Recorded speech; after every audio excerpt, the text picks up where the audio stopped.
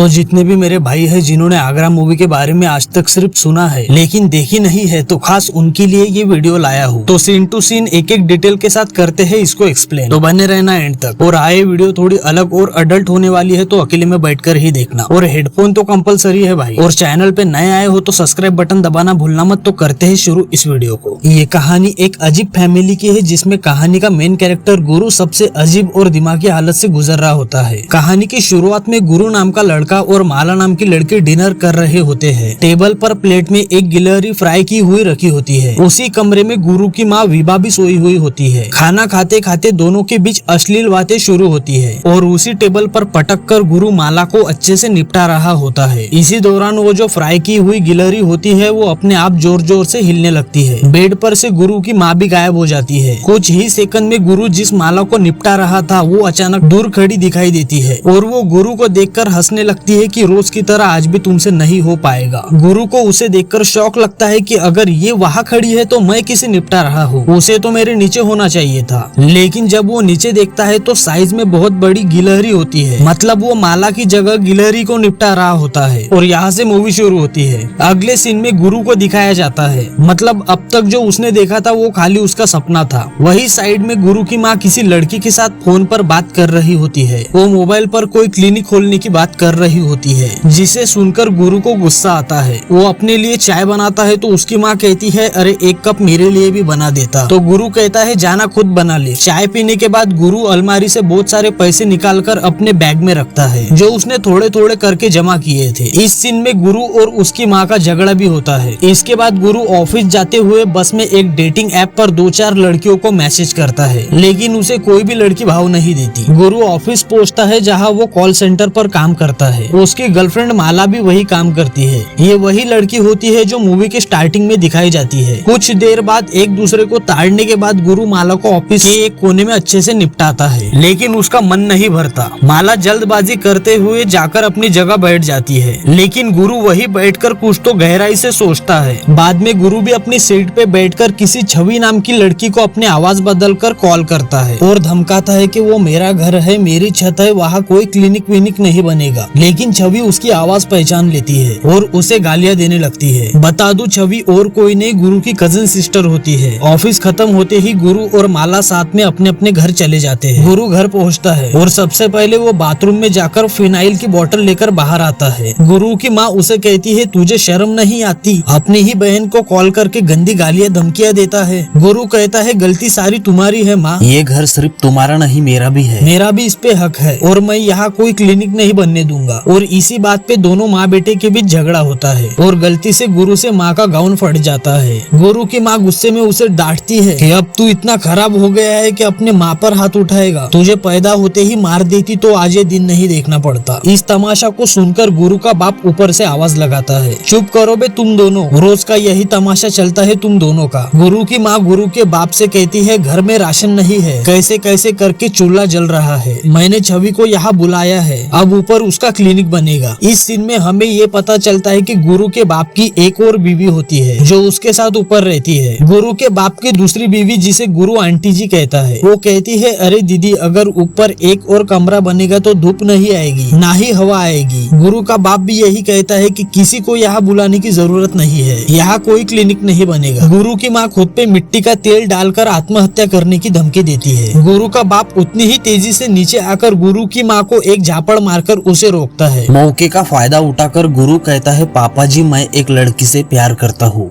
जिसका नाम है माला। वो मेरे साथ ऑफिस में काम करती है, जैसे आप और आंटी साथ में रहते हो मुझे भी वैसा कमरा चाहिए। अगर आप मेरी बात नहीं मानोगे तो मैं ये फिनाइल पी लूंगा। और वो पगला सच में फिनाइल पी भी लेता है। सारे लोग गुरु के पास आकर उसे बहुत सारा पानी पिलाकर वॉमिटिंग कराकर बचा लेते हैं। अगले दिन गुरु का बाप एक डॉक्टर को अपने घर बुलाता है। घर वालों ने मिलकर गुरु के हाथ पैर बांधकर उसे बिस्तर पे लिटा दिया होता है। डॉक्टर घर वालों को बाहर जाने को कहता है ताकि गुरु का ट्रीटमेंट कर सके। गुरु कहता है मुझे बाथरूम जाना है, मेरे हाथ खोल दो। तो डॉक्टर एक खाली बोतल गुरु के पास लेकर कहता है इसमें ही करो। डॉक्टर गुरु को सुसु कराने के लिए जैसे ही उसकी अंडरवियर नीचे करता है, गुरु अपने पैरों के बीच डॉक्टर को फंसा लेता है। गुरु डॉक्टर को काफी मारने लगता है। डॉक्टर की चीखें सुनकर तुरंत घर वाले वहाँ आते हैं और गुरु अपने हाथ की रस्सी खोल लेता है। गुरु अपनी गर्लफ्रेंड माला को कॉल लगाकर फटाफट अपने घर आने को कहता है और साथ ही एक लकड़ी लेकर किसी को भी अपने पास नहीं आने देता। थोड़ी देर बाद माला गुरु के घर आती है। माला को देखकर गुरु खुश होकर जल्दी से उसे हक करता है और घर वालों से कहता है यही है माला, मैं इसी से शादी करूंगा और यहाँ ऊपर मेरा कमरा बनेगा। लेकिन यहाँ हमें पता चलता है कि रियलिटी में कोई माला वाला नहीं है। डॉक्टर गुरु से कहता है वहाँ कोई लड़की नहीं है। ये सुनकर गुरु इतना बेकाबू होता है कि गुस्से में आकर फिर से डॉक्टर पर हमला करता है, उसे बहुत मारता है। इसी वक्त गुरु की कजिन सिस्टर छवि अपना बोरिया बिस्तरा साथ लेकर वहाँ आती है। उसे देख गुरु एकदम शांत हो जाता है। उसी रात गुरु की माँ छवि को बताती है गुरु पहले ऐसा नहीं था, सब उस चुड़ैल की वजह से हुआ है। गुरु के बाप ने दूसरी शादी कर ली, इसका असर गुरु के दिमाग पर पड़ा। गुरु 11 साल तक बोल नहीं पाता था। जब भी गुरु कुछ गलती करता तो उसका बाप उसे बाथरूम में बंद कर देता था और इसी वजह से गुरु की दिमाग की हालत बिगड़ गई। बचपन से ही वो बड़बड़ाने लगता था। बेटा छवि तुम तो डॉक्टर हो ना, तुम गुरु को ठीक कर दो ना। छवि कहती है आंटी जी मैं तो एक डेंटिस्ट हूँ। गुरु की माँ कहती है बेटा अब जो भी है तुम्हारे हाथ में है, थोड़ा बहुत गुजारा हो जाए तो बढ़िया होगा। अगले सीन में छवि पेट में इंजेक्शन लगाती है क्योंकि उसे डायबिटीज होती है। दूसरी तरफ गुरु बाथरूम में डेटिंग ऐप पर किसी लड़की से चैटिंग करते करते हाथों की लकीरें मिटा रहा होता है। अगली सुबह जब वो ऑफिस जाने की तैयारी कर रहा था तब उसकी माँ दरवाजे को अंदर से ताला लगा देती है। वो कहती है तुम छवि को भी अपने साथ ले जाओ तो ही मैं दरवाजा खोलूंगी। उसके बाद गुरु और छवि अशोक कंस्ट्रक्शन के ऑफिस में जाते हैं। वहाँ जाकर गुरु बिल्डर से कहता है सर मुझे टेरेस पे एक सिंगल कमरा बनवाना है, मैं आपको 80,000 एडवांस में दे देता हूँ। लेकिन वो बिल्डर गुरु से 2.5-3 लाख रुपए की डिमांड करता है। ऐसे में छवि उसे टोकते हुए इतने पैसे किस हिसाब से लगेंगे कहकर बिल्डर से हिसाब पूछती है। वो गुरु से कहती है गुरु तुम समझ नहीं रहे हो, ये आदमी तुम्हें बेवकूफ बना रहा है। गुरु उसे ऑफिस से बाहर ले जाकर कहता है मैं बात कर रहा हूँ ना तो तुम बीच में मत बोलो, मुझे किसी भी हालत में जल्द से जल्द कमरा चाहिए, मुझे तुम्हारी और किसी की भी मदद नहीं चाहिए, तो तुम इधर ही बाहर खड़ी रहो। वो वापस बिल्डर के पास जाकर कहता है सर आप मेरी बहन की मत सुनो, वो थोड़ी खाली दिमाग की है। बिल्डर कहता है नहीं भाई अब तो कमरा नहीं बनेगा और ये तेरे 80,000 वापस रख। तो गुरु नाराज होकर वहाँ से चला जाता है। रात को जब गुरु का बाप और आंटी सो रहे थे तो आंटी जी को गुरु के बाप पर शक होता है कि 24 घंटे गुरु का बाप किसी न किसी से फोन पर बात करते रहता है। वो चुपके से मोबाइल चेक करती है तो उसे पता चलता है कि गुरु के बाप का किसी तीसरी औरत के साथ भी चक्कर चल रहा है। वो मोबाइल में चैट मैसेजेस, फोटोज और घर के कागजात भी देखती है। गुरु की आंटी को शक होता है क्या गुरु के पापा इस घर को किसी और के नाम पे करने वाले हैं, क्या वो तीसरी शादी भी करने वाले हैं।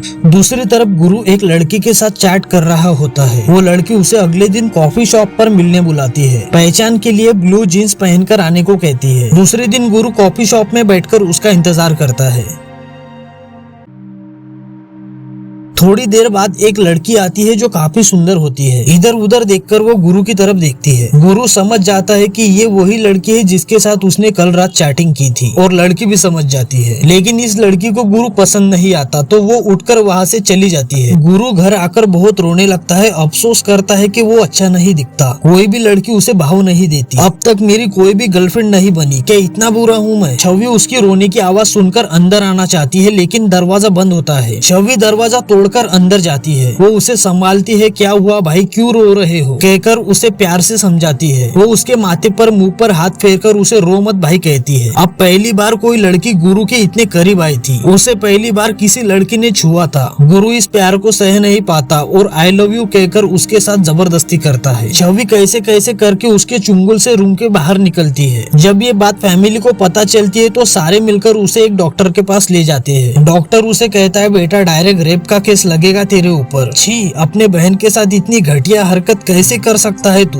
गुरु कहता है सॉरी सर, पता नहीं मुझे उस वक्त क्या हो गया था, अगली बार मैं ऐसी गलती नहीं करूंगा। डॉक्टर उसे कुछ दवाइयाँ लिख कर देता है। दूसरे दिन गुरु की आंटी गुरु की माँ के पास जाती है और गुरु के बाप के बारे में सब कुछ बताती है कि इनका चक्कर किसी तीसरी औरत के साथ भी चल रहा है। अब डर ये है कि वो इस घर को उसके नाम पे करके हमें इस घर से ना निकाल दे। ये घर वो उस तीसरी औरत के नाम करना चाहते हैं। गुरु की माँ कहती है अब तुझे पता चला कि मुझ पर कैसी बीती होगी जब वो तुझे इस घर में लेकर आए थे। मैं जो है वो अपना देख लूंगी, तू अपना देख ले। लेकिन गुरु की आंटी गुरु की माँ को बहुत बार समझाने लगती है अगर हम दोनों ने मिलकर कोई कदम नहीं उठाया तो ये घर हमसे छीन लिया जाएगा। अगले सीन में गुरु एक चाय की दुकान पर बैठा होता है। वहाँ पर कई लड़के अपनी अपनी गर्लफ्रेंड के साथ होते हैं। गुरु सोचता है मेरी गर्लफ्रेंड कब बनेगी, मेरा घर कब बसेगा, कब मेरी किस्मत में कोई सुंदर लड़की आएगी। यही सब बातें उसके दिमाग में चल रही होती है। इसी दौरान उस दुकान में एक हैंडीकैप लड़की आती है, उसका नाम होता है प्रीति। उसे देखकर गुरु सोचता है कि उसकी किस्मत में तो कोई सुंदर लड़की है नहीं, तो क्यों ना इसी लड़की को पटा लूं। तो गुरु उसको फॉलो करता है ताकि उसका पता मालूम कर सके। तो पता चलता है कि प्रीति एक इंटरनेट कैफे चलाती है। दूसरे दिन गुरु ऐसे ही किसी बहाने से प्रीति के कैफे पर जाता है। वो बहाना करता है कि मुझे मेल्स वगैरह चेक करने हैं। प्रीति पूछती है सच बता क्या चाहिए तेरे को। तो गुरु कहता है मुझे एक्सेल सीखना है। प्रीति रूडली जवाब देती है कि ये नेट कैफे है ना कि कोई कोचिंग इंस्टीट्यूट। अगर सीखना है तो अपनी माँ बहन के पास जाकर सीखो। अगले सीन में गुरु और उसकी फैमिली मिलकर उस तीसरी औरत के घर जाते हैं जिसके साथ गुरु के बाप का चक्कर चल रहा था। तीसरी औरत कहती है दीदी इंसान की खुशी इच्छाएं कभी भी बदल जाती है। इस उम्र में मुझे बस उनका सहारा चाहिए और बाकी मुझे उनका कुछ नहीं चाहिए, बस उनका साथ ही मेरे लिए सब कुछ है। गुरु के फैमिली वाले उसे बताते हैं कि उन्होंने ऑलरेडी 2 शादियां कर रखी है। मैं उनकी पहली और ये उनकी दूसरी बीवी है। अगले दिन गुरु कुछ खरीद कर प्रीति को गिफ्ट देता है। प्रीति कहती है मेरे पास पैसे नहीं है। गुरु कहता है कोई जरूरत नहीं, ये गिफ्ट समझ कर रख लो। प्रीति गुरु के बारे में सारी डिटेल्स पूछने लगती है। तुम्हारी एज क्या है, तुम क्या करते हो, घर कहाँ है, घर में कौन कौन रहता है।